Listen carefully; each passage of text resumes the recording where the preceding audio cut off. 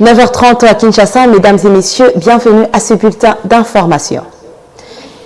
Un climat de suspicion et de tensions règne entre Kinshasa et Brazzaville après la cession de terres du Congo-Brazza au Rwanda. Une situation qui a suscité beaucoup de réactions au sein de la classe politique congolaise. Lors du briefing le lundi 31 juillet devant le Chevalier de la Plume en marche du 9e jeu de la francophonie, le ministre de la Communication et Médias, Patrick Mouyaya, était revenu sur la question. Le porte-parole du gouvernement demande toutefois de respecter l'opinion de Congolais qui estiment que du fait de la proximité avec le Congo, ils ne peuvent pas se rapprocher du Rwanda dans ces contextes. Suivez. Chaque pays est souverain et libre d'avoir sa stratégie diplomatique. Que le Congo-Brazza ou que la République centrafricaine se rapproche du Rwanda, nous, comme pays, on respecte leur choix.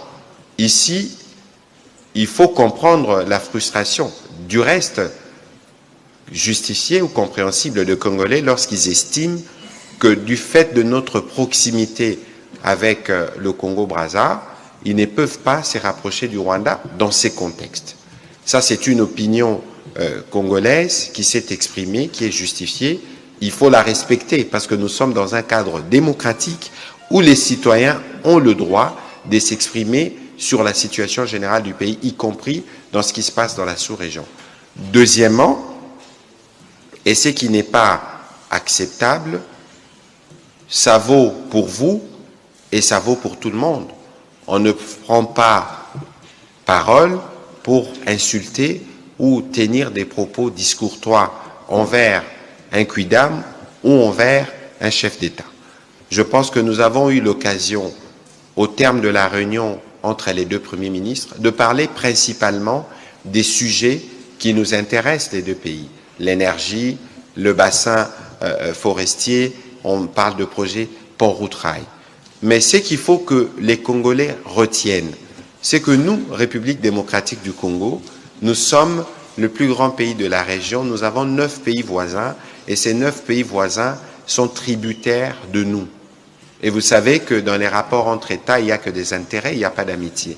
Ce que nous faisons sous la conduite du président de la République, c'est justement de reconstruire notre appareil diplomatique. C'est peut-être pas le cadre de vous faire le chapelet de tout ce qui a été fait, mais même la tenue de ces Jeux, je ne voudrais pas revenir sur les détails de ceux qui l'ont combattu, est la preuve que diplomatiquement, la République démocratique du Congo a repris sa place. Autant dans les leaderships sur les questions climatiques, nous parlons des pays solutions, la République démocratique du Congo est à sa place. Et ceci, ça sera dans tous les domaines, y compris militaires. La Commission électorale nationale indépendante CENI a échangé le lundi 31 juillet 2023 avec quelques partis et regroupements politiques ainsi que les candidats indépendants pour la suite du processus électoral.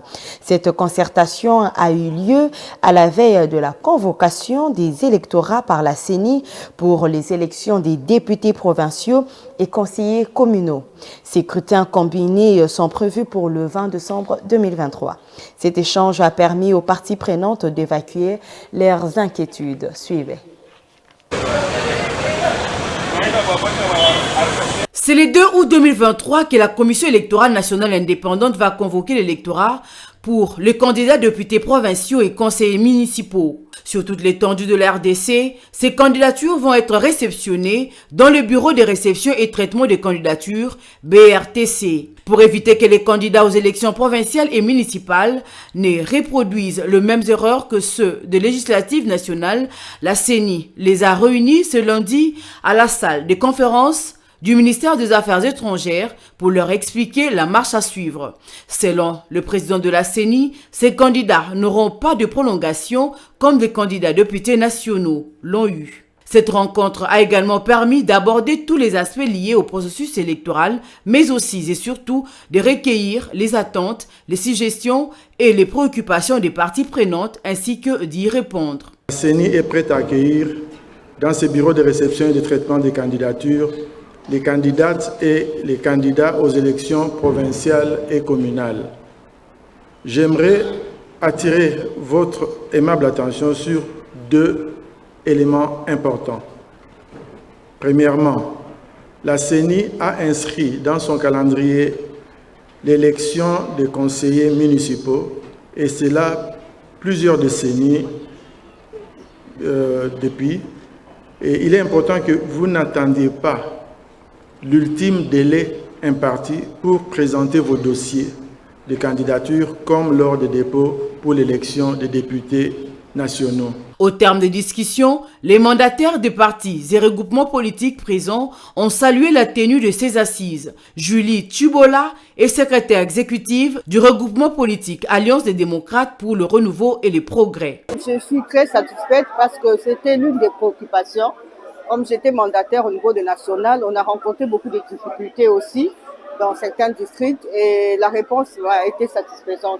Jean-Pierre Batoumoko est président du Fonds des sociaux-démocrates pour le développement, FSDD. Pour lui, ces cadres de concertation leur a permis d'avoir des idées claires sur les élections qui pointent à l'horizon. Et ici, il a été question aussi que la CENI puisse, avec tous ces éléments qu'on a récoltés durant le dépôt de candidature pour les législatives nationales, de voir comment on peut améliorer. Et c'est pour cela qu'on a invité tous les partis politiques et il y a eu aussi une précision de taille.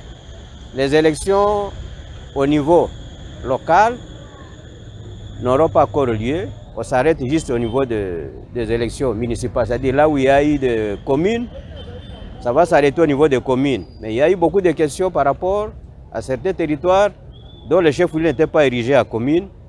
Et nous, la CENI a dit que on va d'abord avec la liste des entités que le ministère de l'Intérieur a données. Et c'est avec ces entités-là qu'on va aller au niveau des élections. La Commission électorale nationale indépendante a réceptionné plus de 23 000 candidatures pour les élections législatives nationales. Elle espère en recevoir le double pour les élections provinciales et communales. Les bureaux de réception et de traitement des candidatures seront opérationnels à partir du 3 août pour être fermés le 22 août 2023. Kinshasa, capitale de la République démocratique du Congo, abrite du 31 juillet au 1er août 2023 la première édition du Forum économique RDC-Angola. Des assises placées sous le thème « Partenariat économique pour une croissance partagée ». Dans son discours de lancement de travaux, le Premier ministre congolais Jean-Michel Sama Lukonde a plaidé pour le rapprochement RDC-Angola pour déclencher l'intégration économique de l'Afrique centrale. Suivez un extrait.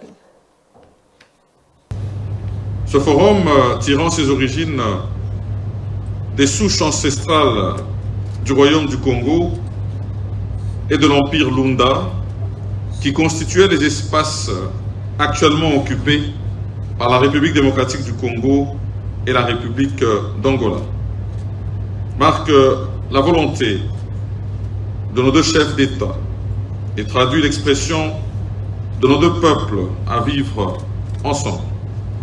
Consolide ainsi la coopération bilatérale intra-africaine, nourrissant les perspectives d'un bien-être collectif.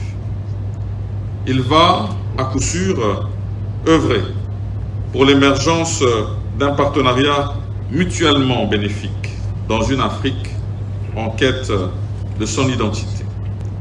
La République démocratique du Congo et la République d'Angola ont toujours entretenu des relations bilatérales importantes.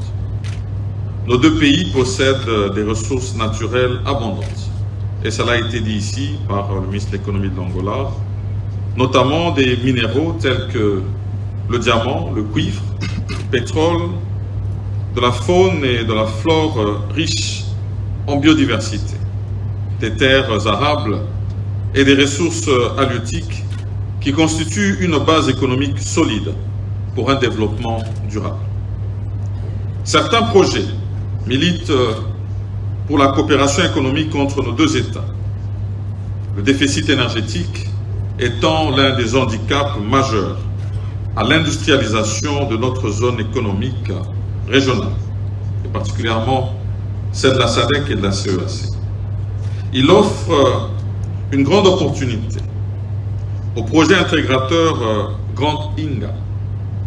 La relance de l'économie angolaise par la fourniture de l'énergie électrique, telle que formulée d'ailleurs par la République d'Angola, à travers une lettre d'intention d'achat de 5000 MW, augure aussi un espace de coopération bénéfique pour nos deux peuples.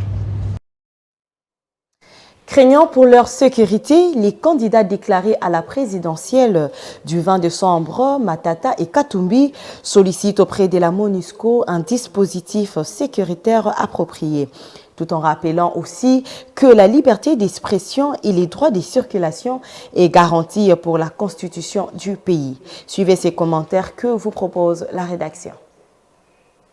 Les incidents ayant émaillé l'arrivée à Kananga, au Kasaï central, du député national et candidat déclaré à la présidentielle de décembre prochain, Delis Sanga, continuent de susciter des réactions dans l'environnement sociopolitique congolais. Deux autres candidats à la présidentielle, à savoir Moïse Katumbi Chapwe et Matata Ponyo Augustin, alertent sur le fait des violences qui deviennent récurrents en République démocratique du Congo au point de créer un climat délétère en cette période préélectorale. Les opposants Katumbi, Matata et Sesanga demandent à cet effet à la MONUSCO un dispositif sécuritaire approprié pour la protection des candidats. Au regard de l'insécurité grandissante à l'encontre des candidats présidents de la République et leur proche entourage, les candidats réitèrent de manière insistante auprès de la MONUSCO, la plus haute représentation de la communauté internationale en RDC, durant la période électorale, leur sécurité. Dans une déclaration conjointe signée le lundi 31 juillet 2023. Ces deux leaders de l'opposition rappellent que la liberté d'expression et le droit de libre circulation étant garantis par la Constitution et les lois de la République, ainsi que les instruments juridiques internationaux dûment ratifiés par l'État congolais. Page africaine avant de clôturer ces bulletins. Après une forte tension et manifestation hostile de la population nigérienne devant l'ambassade de France au Niger durant tout le week-end, les manifestants ont finalement assailli et investi l'espace diplomatique qui a été saccagé ce matin 2 août 2023. Mesdames et messieurs, c'est la fin de ce bulletin d'information. Nous vous remercions de l'avoir suivi et très bonne suite de programmes sur Mandico Télévision.